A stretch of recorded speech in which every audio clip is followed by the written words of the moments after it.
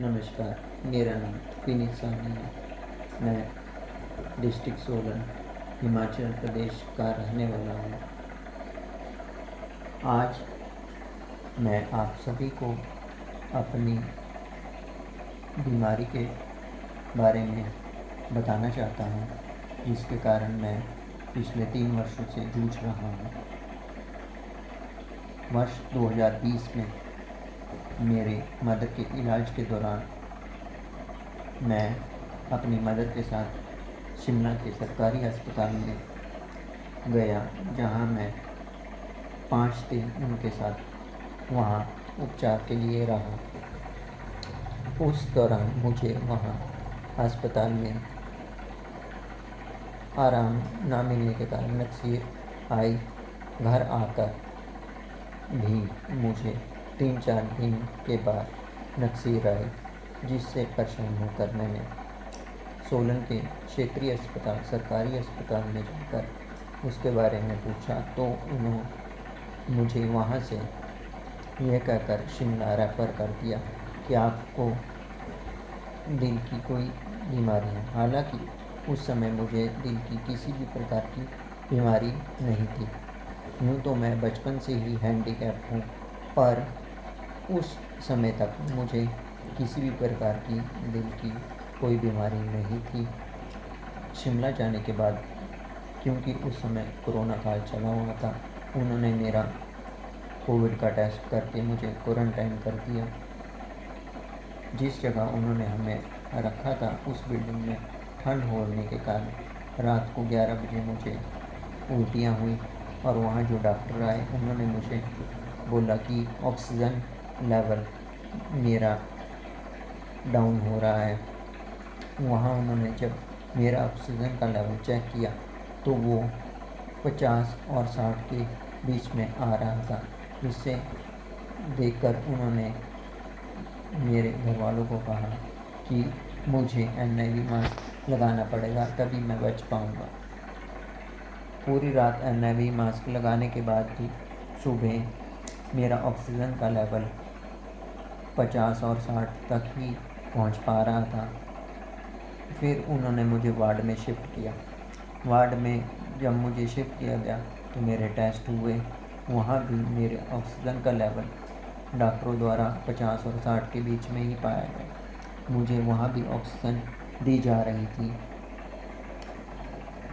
5 दिन बीत जाने के बाद एक अलग नए डॉक्टर जब रूटीन चेकअप पे आए, तो उन्होंने मेरी ऑक्सीजन की जो पाइप लगी थी उसको देखकर चेक किया, तो उन्होंने बताया कि ये जो ऑक्सीजन की पाइप मुझे लगी है वो ही ख़राब है, और जिसके कारण प्रॉपर ऑक्सीजन की सप्लाई मुझे मेरे शरीर को नहीं मिल पा रही। फिर वो ऑक्सीजन की पाइप बदली गई। उसके बाद अगले 5 दिनों में मेरी तबीयत में कुछ सुधार हुआ। वहाँ से डिस्चार्ज करने के बावजूद उन्होंने मुझे घर पर 24 घंटे ऑक्सीजन पर रहने के लिए कहा गया, और कहा गया कि जब मेरा ऑक्सीजन का लेवल सामान्य हो जाए तो मैं ये ऑक्सीजन की मशीन छोड़ सकता हूँ। तो घर पर 15 दिन ऑक्सीजन कंसनट्रेटर पर रहने के बाद जब मेरा ऑक्सीजन का लेवल 85-90 के बीच में आया, तो मैंने वो ऑक्सीजन कंसनट्रेटर जो मैंने किराए पे लिया था वो वापस कर दिया। वर्ष 2020 में मेरे माताजी का देहांत हो गया, क्योंकि वो किडनी के पेशेंट थे। उसके बावजूद वर्ष 2021 में ठंड लगने के कारण दोबारा मुझे वही ऑक्सीजन की दिक्कत आई, तो हम प्राइवेट अस्पताल MMU में गए। वहाँ भी मुझे ICU में NIV मास्क लगाया गया, 24 घंटे ऑक्सीजन दी गई। 1 हफ्ता वहाँ पर रहने के बाद मुझे घर पर दोबारा ऑक्सीजन पर रहने का परामर्श दिया गया। वर्ष 2021 में भी कुछ समय बाद मेरी तबीयत सुधार होने के कारण मैंने ऑक्सीजन कंसनट्रेटर को से ऑक्सीजन लेना बंद कर दी, और मैं थोड़ा बहुत काम करने लगा।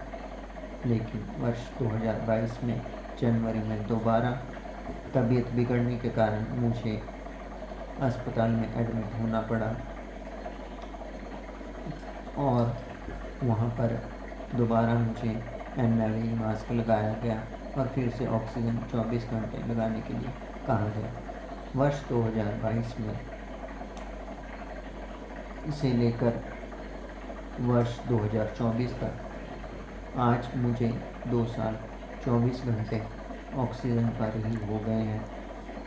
अपने इलाज के लिए मैं PGI चंडीगढ़ भी गया, जहाँ पर भी डॉक्टरों ने मुझे यही कहा कि आप 24 घंटे ऑक्सीजन कंसंट्रेटर लगाइए और 16 घंटे N95 मास्क घर पर लगाइए।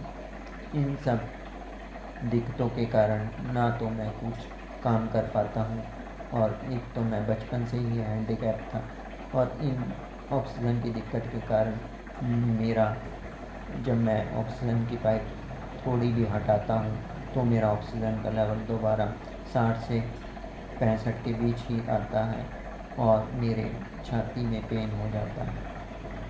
मेरी धर्मपत्नी भी है मेरे साथ, वो भी एक हैंडीकैप है।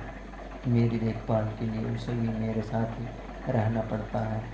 हमारा प्रशासन, पंचायत और सरकार मेरी इस हालात में किसी भी प्रकार की कोई मदद नहीं कर रही है।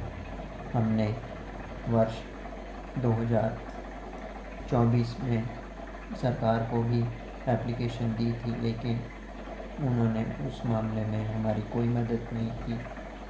24 घंटे ऑक्सीजन पे रहने के लिए मुझे बिजली की भी आवश्यकता होती है।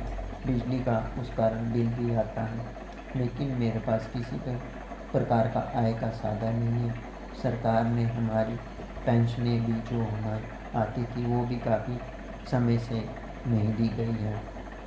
मेरा आप सभी से निवेदन है कि कोई आपका कोई भी अगर इस जो मेरी बीमारी है क्रॉनिक पल्मोनरी डिजीज़ है, इससे अगर किसी के बारे में इस बीमारी के बारे में कोई इलाज का पता हो और किसी ने इलाज करा के अपने आप को रिकवर किया हो तो आप मुझे बताएं।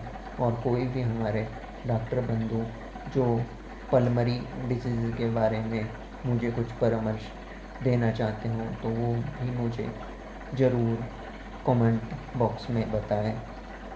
और मैं आपसे आशा करता हूँ कि आप मेरा इस बीमारी से निकलने में मेरा पूरा का पूरा साथ देंगे। नमस्कार, मैं आपसे अगली वीडियो में दोबारा मिलूँगा।